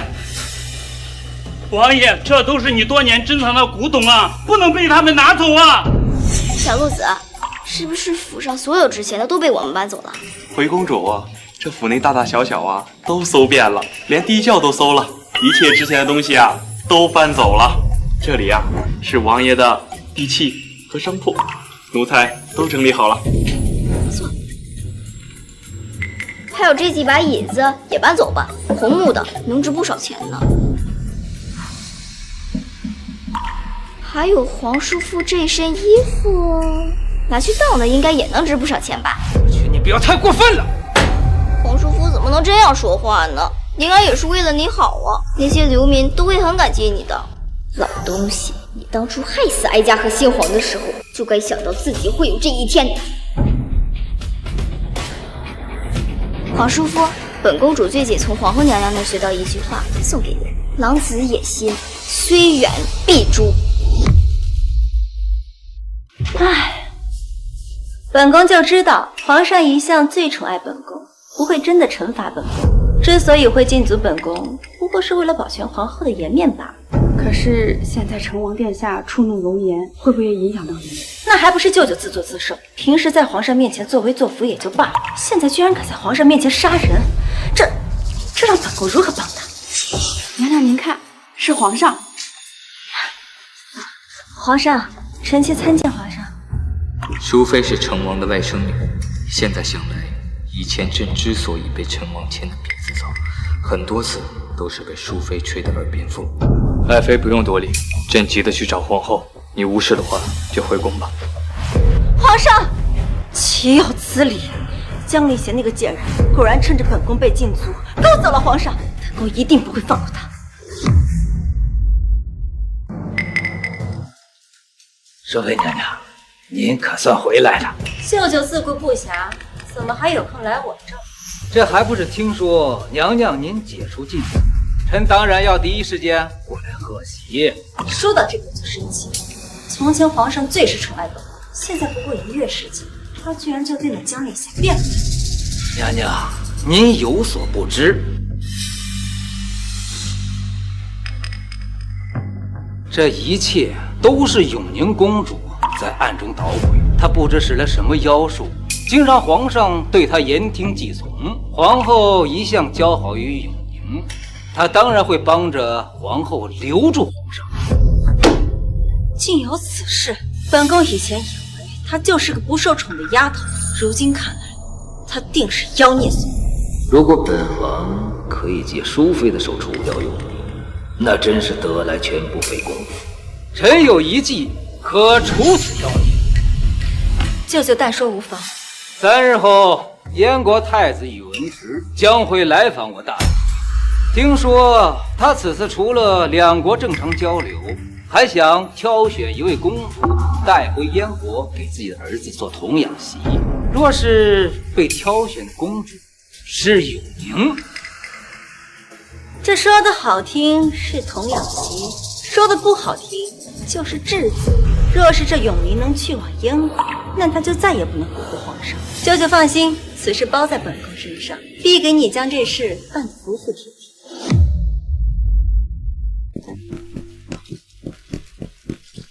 燕国太子宇文池携使臣见过大宁皇帝陛下。太子有礼了。这早听闻大宁人杰地灵，到京都几天，当真是见识到，连我这2位使臣大人也一直在夸。尊敬的大宁陛下，臣自小仰慕中原文化，今日随王子殿下到此，可是想与各位比试一番。使臣既然有这份心，那朕定然让你们尽兴而为。不知你们想比些什么呢？臣自小阅尽中原诗篇，在座的诸位可否与我比诗？在座大臣呢，皆是博学之辈，可真让他们出来与燕国使臣比诗，他们又会觉得受之不古，面子上过不去。既然如此，只能由哀家这个小孩子上了。父皇，宁儿，父皇，儿臣愿和使臣切磋一下。也好。温宜深得太傅真传，定然不会让朕失望的。本公主才不会给你这个在父皇面前出风头的机会。公主殿下，请听。不知庐山真面目，只缘身在此山中。身无彩凤双飞翼，心有灵犀一点通。看到了吧，本宫的女儿和那贱婢所生的女儿就是不一样。白日依山尽，黄河入海流。不要忘了我们的计划。放心吧，本宫都安排好。公主，请听臣最后一题。人生若只如初见。该死，这句没听过。公主，是不是回答不上来了？才没有呢，本公主只是一时想不起来了而已。这句诗的下一句应该是何事秋风悲画扇。是在下输了，2位公主好文采。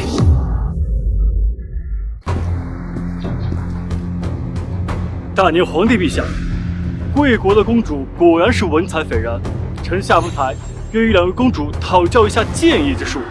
可是本公主根本就不会射箭啊！皇上，放心，交给宁儿就好。这整个大宁，母后的剑术若是称第2，就无人敢称第1。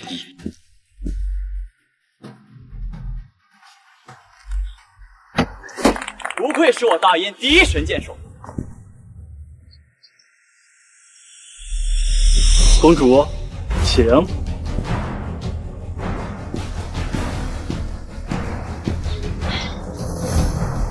公主快射呀！您在犹豫什么呢？快放箭吧，公主！快射！快射呀，公主！快放箭！温宜，还不退下！吓死老夫了！你，看来这大宁文采颇多，武术不行，不像我大燕子女从小就在马背上长大。温宜擅长才学，不善剑术。既然太子都这么说了，那朕就让朕文武双全的永宁公主来向太子和使臣们展示一下。这么小的娃娃能有多厉害？大宁陛下莫要坑骗我等。儿臣已经很久都没拉过弓了。不过既然父皇都发话了，那就请父皇配合儿臣一下。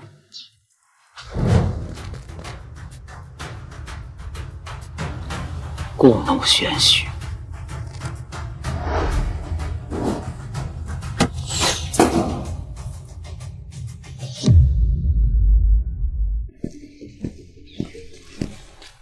好精湛的剑艺！原来大宁的公主竟都这么厉害，臣下心服口服。当然，这可是朕无所不能的母后。这不可能！温宜，使臣面前休得侮辱。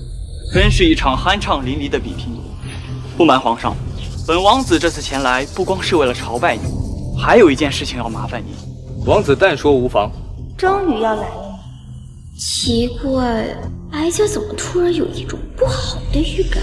臣下育有一子，生下来便被大师算为天命之子，还言说将来会娶一位天命之女。而如今到了这京都，看到2位公主，臣下就知道这趟京都是来对了。还请皇帝陛下准许，赐公主与我大燕。这其中竟还有这种人。若说起天命之女，我朝永宁公主自是当仁不让。西南水患、流民之乱，都有永宁公主的功劳。这老东西还真是哪儿都有他。眼见着克尔羽翼渐丰啊，就想着要把哀家送出去。本宫倒是不知道，在您心里，永宁这么厉害。殿下，我等都很尊重大燕国，但我和妹妹都未及笄。这大宁国还是第一次遇到未及笄就成婚的先烈。臣下当然想到这一点，所以只是想着先将公主带回去，以公主之礼待之，这样公主也可以在大燕提前适应习俗。不可！皇上，臣妾知道您心疼永宁公主，但大燕物资丰饶，公主过去不会委屈她的，日后还能成为一国王妃，您就顺王子的意吧。我原以为这是宇文池的阴谋，没想到成王和淑妃也是卯足了劲儿，想要将哀家送出去。既然这样，哀家就陪你们好好玩一玩。淑妃娘娘说的是，臣下一定不会亏待公主。父皇，母妃，儿臣愿代替大宁去往燕国。果然本公主是天命之女呢，以后还能当上大燕国的王妃呀，坐拥荣华富贵和辽阔疆土，这等好事也能轮到我，父王也真是为我着想。父皇，母妃，儿臣愿代替大宁去往燕国。惠姨，你在胡说什么？给我回来！这大宁的天命之女只会是我，此等好事更不可能轮到永宁这个臭丫头。母妃，儿臣没有胡说，儿臣从小就敬仰大燕的习俗文化，如今有这等机会，儿臣求之不得呢。本宫倒是觉得温姨说的对，既然孩子有这份孝心，咱们也应该从了他。皇上，温姨她是胡说的，这燕国那么远，温姨从小在臣妾身边娇生惯养，她可受不了这个罪啊。淑妃娘娘，宁儿也很理解您心疼温姨妹妹的心，但您刚才都自己说了，在大燕国物质丰饶，过去不会受委屈，之后还能当上一国的王妃，也是多么好的事情呀！怎么到温姨妹妹你就不支持了呢？淑妃，你就顺了温姨的意吧。皇上，温姨，你当真是自愿要前往燕国？如果你不是自愿的，我可以回绝王子殿下。儿臣愿意。温姨，既然如此，朕就把温姨交给王子殿下了。臣下定不会亏待温姨公主。舅舅，舅舅！舅舅，我求求你救救我的温姨吧，她还那么小啊！舅舅，他自己听了永宁那个小丫头的挑拨，想赶着去送人头，本王有什么办法？本王还没有怪你扰乱本王的计划呢。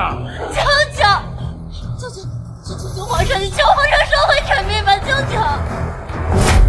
别给本王听那个小话，本王想起他就生气，您还是好自为之吧。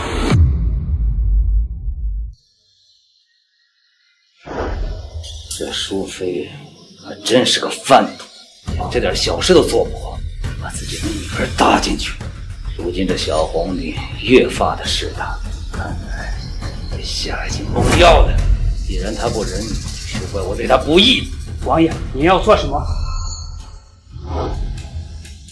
你将这玉佩当了，换点银钱，去收买小皇帝身边的宫女。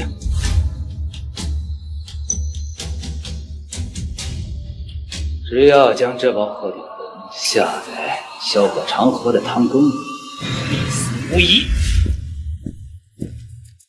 公主殿下，您怎么过来了？听说父皇一直都在养心殿，所以想过来看一看。那可不是，自从抄了成王府呀，皇上就跟变了一个人一样，每天都在养心殿批阅之前积累的奏折。你们要时刻提醒父皇注意身体才是。奴才遵命。公公，皇上的汤羹炖好了。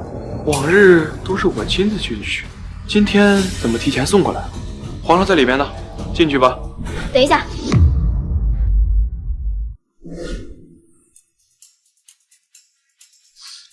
公主殿下，这汤羹有什么问题吗？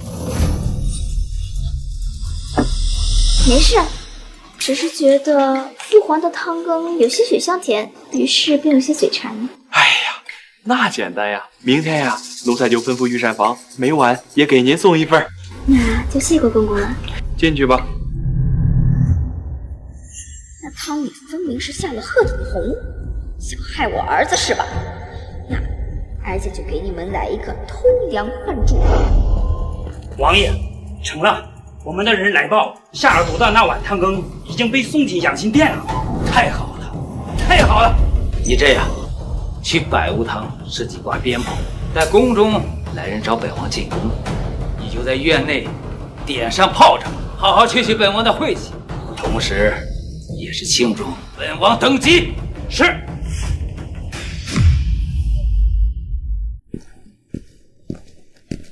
皇上，今日的汤羹呈上来了，您趁热喝。凤姐先出去吧，朕待会儿就喝。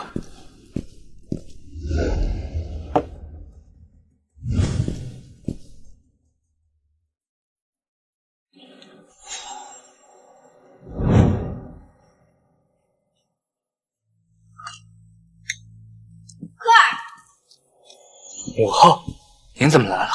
哀家听说你最近甚是用功，所以特地亲自下厨给你做了你最爱吃的馄饨。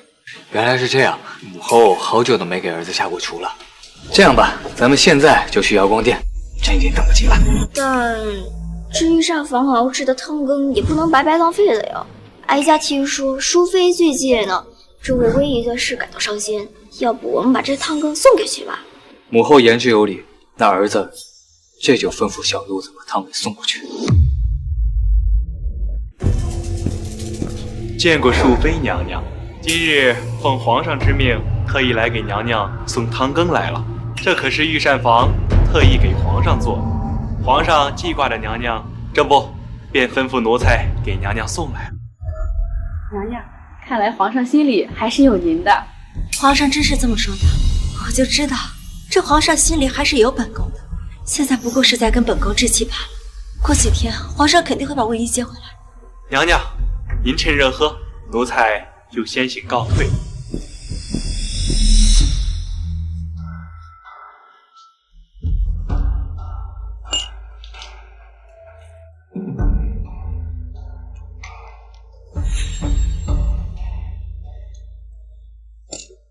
这皇上审的就是不一样。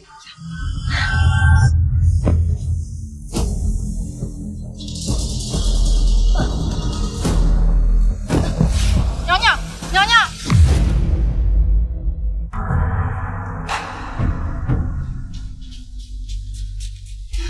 禀皇上，淑妃娘娘昨夜喝了送去的汤羹之后就没了。御医验过之后，发现汤羹里有大量剧毒。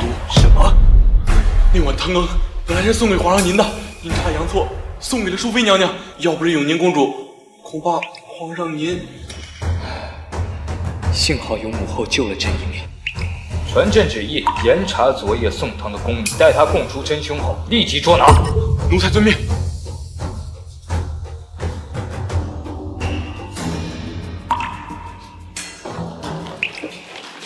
王爷，公公，您怎么亲自过来了？是不是宫内出了什么大事了？王爷，您还真是料事如神。既然如此，那就跟咱家去宫里走一趟吧。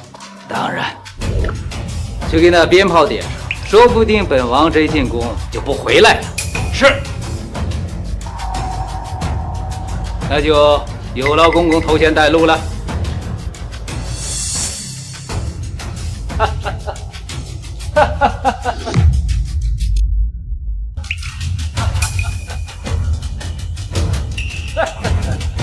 皇上急召我们上朝，成王，你为着朝服也就罢了，还敢如此大摇大摆的上殿，当真不把皇上放在眼里了吗？那又怎样？小可一个黄毛小儿，值得被我放在眼里吗？如此大逆不道之言，当真是狼子野心啊！对，我就是郎才女心。自从先皇死的时候，我就筹谋已久，要做这天下的主人。萧克，他一个废物，若不是有先皇和太后的旨意，他担得起这大宁江山吗？先皇正统，虽生性贪玩，但胜在心灵纯良。成王，怎可如此放肆？得了吧，江贤，我早就看不惯身在高位，满口的仁义道德，其实还不是为了你江家筹谋。不然你会把自己的孙女嫁给萧克来巩固你江家的地位吗？一派胡言！我是不是胡说，你心里清楚。毕竟坏人又不会把坏字写在自己头上。我劝你也别辅佐萧克这个昏了头的小皇帝。萧家谁来做皇帝，比他要好。满朝文武的面，竟说出这么大逆不道之言，你要造反吗，成王？反正萧克也死了，我就是反了又如何？诸位，自从萧克登基以来，从来没有做过一件正经事不说，还惹得大臣和百姓怨声载道。他还有什么资格再坐在那个位置上？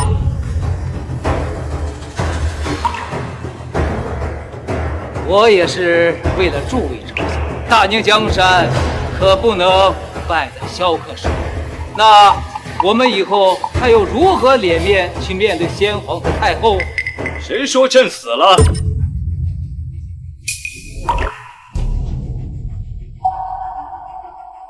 你为何还没死？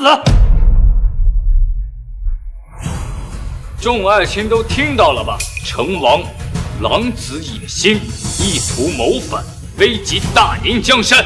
来人，带下去。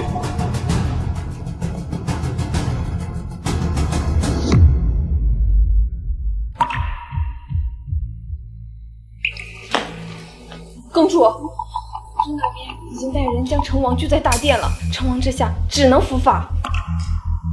成王他那么狡猾老辣，绝对不可能如此轻易就被拿下。你这样，本公主写一封信，你找人交到裴将军手上。裴将军，传闻他常年驻扎在城池边落，防御外敌，骁勇善战，从未吃过败仗。公主何时认识的裴将军？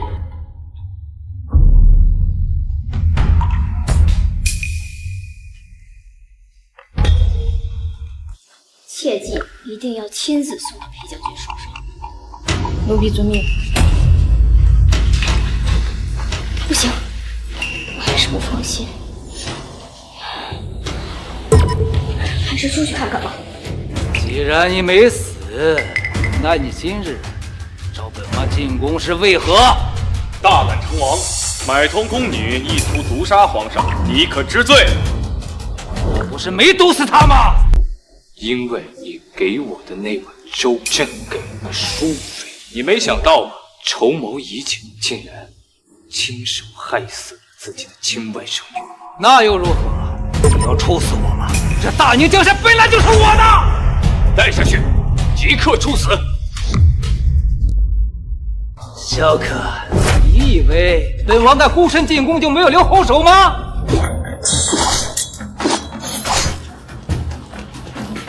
禀皇上，养心殿周围已经被禁军给层层围住了。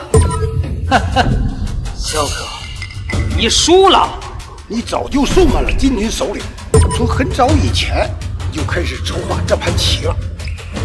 对呀，萧，不然你以为先皇和太后是怎么没的？这宫内处处都是我的人，你们一个也跑不了。好一个皇叔啊！可真是朕的好皇叔，朕早就应该杀了你。这还不是你逼的？我们本不用兵戎相见，我劝你玩了这么久，就是想让你被大臣和百姓们罢黜。可是你非要与我作对，突然有了脑子，本王自是留不得你。我看谁敢动我父皇！宁儿。父皇，又是你这个臭丫头，就是你夺去坏我的好事！皇叔父稍安勿躁，你这么大把年纪了，还生这么多气，容易不得善终。你看看，这不就有前兆了？不知道为什么，这小公主总给我一种太后的感觉。不过孙女相助也很正常。你别得意，等会儿进京杀进来，我第一个拿你来祭旗。哦，是吗？你都没注意到外边已经没有声音了吗？你这是什么意思？其实啊，我父皇早就注意到了你留了后手，所以特地做了点小准备，请裴将军进京救驾。你的人现在恐怕已经被控制了。他这个脓包，哈哈，你真是会逗我笑。他要是有脑子，会这么多年看不出来我的野心。他是在骂朕没脑子吗？你说的都是真的，裴将军真的来了。你说的都是真的，裴将军真的来了。若真的是裴将军，那我们就有救了。是啊，裴将军自先皇登基后便自请调离去戍守城池，10几年来未曾回过京城，但是屡屡为我大宁击退强敌，是我大宁人人敬仰的战神呐！永宁，你还是什么话都敢说。他这般昏庸，裴将军早已是心里不满，他怎么可能会回来救他？况且裴将军从驻地回来，最快也要3个时辰。你现在乖乖伏诛，或许父王还会看在你们同族亲情的份上，给你留个全尸。永宁，你没事吧？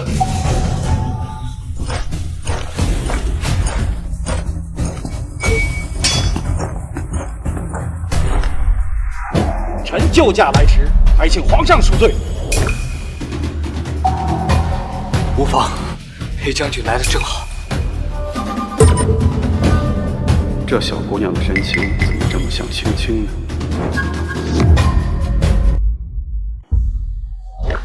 裴将军，你可看清楚了，他这般昏庸，你确定还要拥立这样的皇帝吗？成王，你害死先皇太后不说，竟还意图谋权篡位。本将军这么多年虽未在朝堂，但也多少听说过你的传言。若非你蓄意蒙蔽皇上，他又怎能不顾朝政？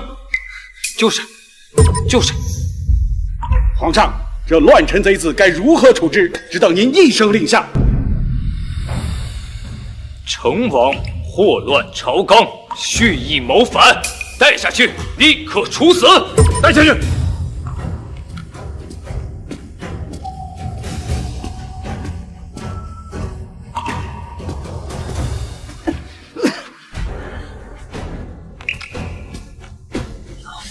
离成功就差最后一步，都怪你这个臭丫头！究竟使了什么妖术，小可对你言听计从？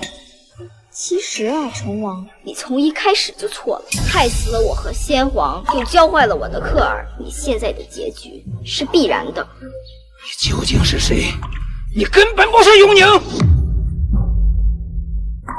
你究竟是谁？你根本不是永宁！都这么久了，你难道还没发现哀家是谁吗？自称哀家，你是太后？原来是这样，我明白了。我的小可会对你言听计从。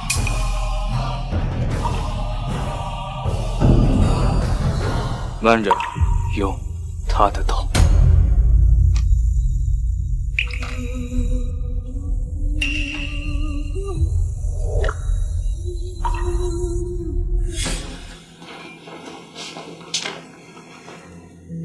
禀公主，裴将军求见。该见的人终究还是要见的，让他进来吧。是。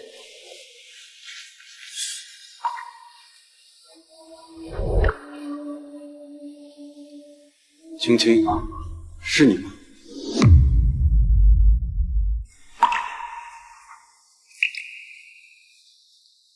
青青，是你吗？是我。青青，我已经和父亲说过了，他下月15就去你家提亲。青青，你怎么哭了？裴少，我不能嫁给你了，我爹已经将我许给太子，那我呢？我呢，青青？那人是太子，更是日后的天子，我爹拒绝不了。裴昭，我们就算了吧。青青，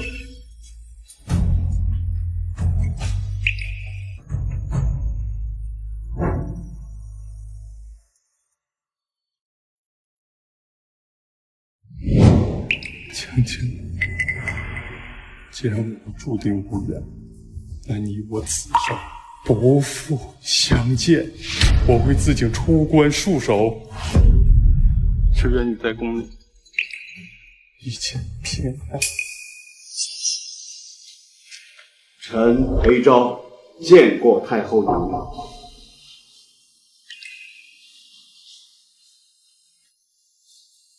裴将军，带哀家出去走一走。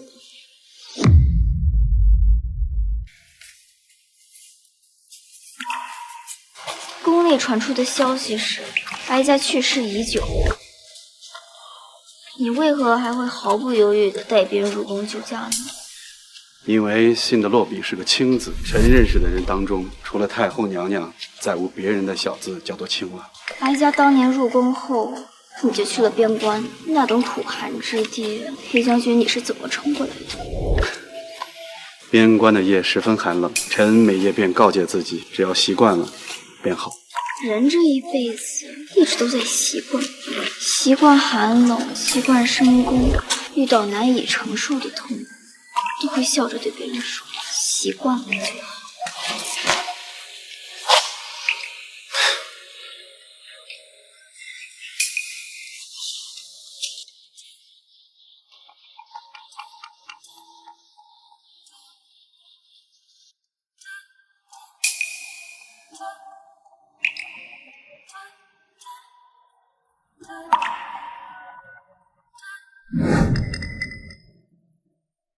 裴昭，你老了，都烧出白发了。10几年过去了，臣当然会变老。倒是娘娘现在年少，还有很漫长的未来。也是，不过现在朝堂有将相和裴将军盯着，后宫有乖儿媳整顿，哀家也难得落了个清闲。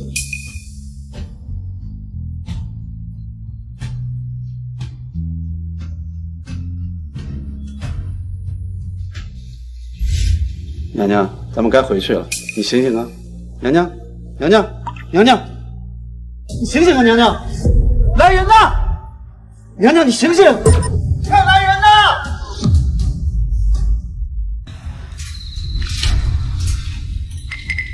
回皇上，公主她气息微弱，怕是无救了。这怎么可能？怎么可能呢？明明昨天还好好的。一派胡言！你们这些没用的东西，一到这个时候就跟朕说这些没用的。不管你有什么办法，必须把公主给朕救回来。臣也尽力了。滚！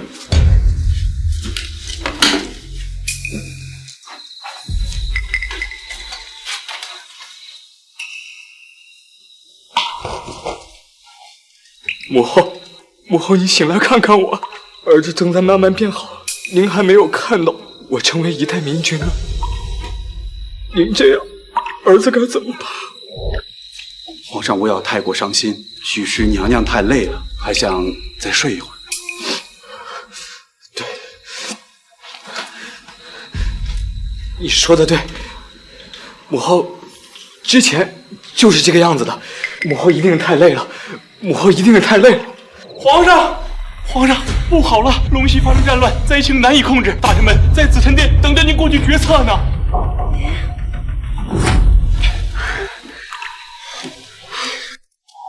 怎么又暴乱了？